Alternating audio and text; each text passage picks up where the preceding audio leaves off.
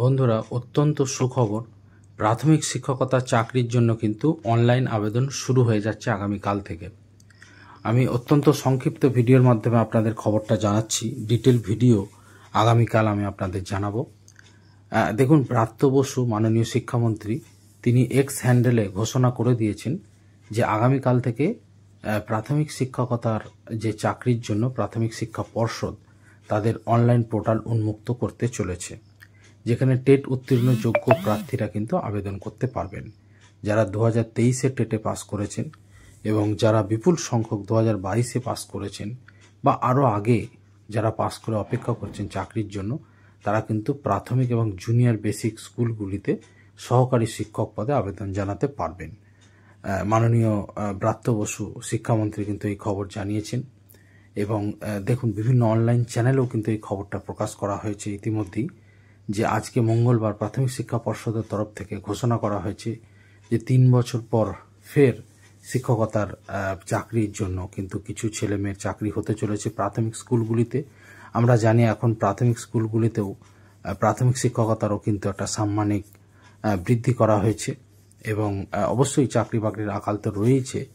তো অবশ্যই এটা একটা আশার আলো, যেখানে 13,421টি শূন্য পদে কিন্তু নিয়োগ হবে।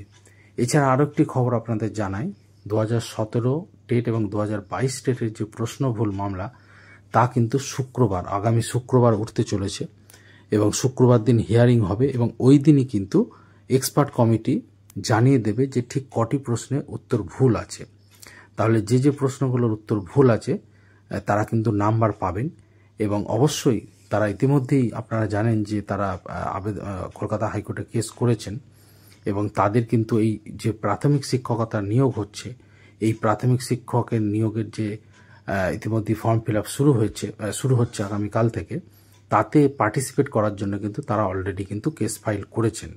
তো এই সংক্রান্ত খবর আমি আপনাদের জানাবো। আপনারা অবশ্যই যারা চ্যানেলটা সাবস্ক্রাইব করেননি এখনও চ্যানেলটা সাবস্ক্রাইব করে নিন, এই ধরনের সমস্ত খবর পাবেন।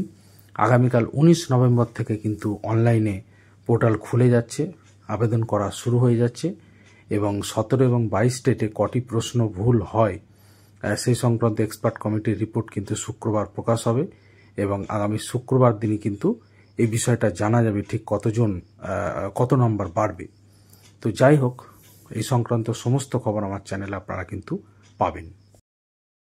অন্যদিকে আরেকটা বিষয় যেটা উল্লেখ করা হচ্ছে যে টেটের জন্য বরাদ্দ নম্বর 20 থেকে বাড়িয়ে 20 নম্বর বাড়িয়ে, অর্থাৎ 5 নম্বর ছিল 25 করা হয়েছে। অন্যদিকে ডিএলএড এর উপরে যে 15 নম্বর ছিল সেটা 5 করা হয়েছে। এই ব্যাপারটা আমার কাছে পরিষ্কার নয়। আপনারা যদি জানান অবশ্যই আমাকে কমেন্ট করে জানান যে একটা নিয়োগ রুলস যখন 13,000 শূন্যপদ ঘোষণা করা হয়েছিল, তখন কিন্তু নিয়োগ রুল কোনো পরিবর্তনের বিষয় ছিল না।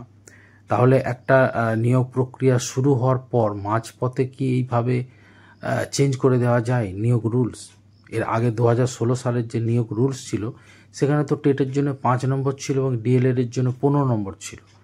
তাহলে এতদিন নিশ্চয়ই দাবি উঠেছিল, করা হয়নি, কিন্তু এখন হঠাৎ করে কেন এটা করা হচ্ছে?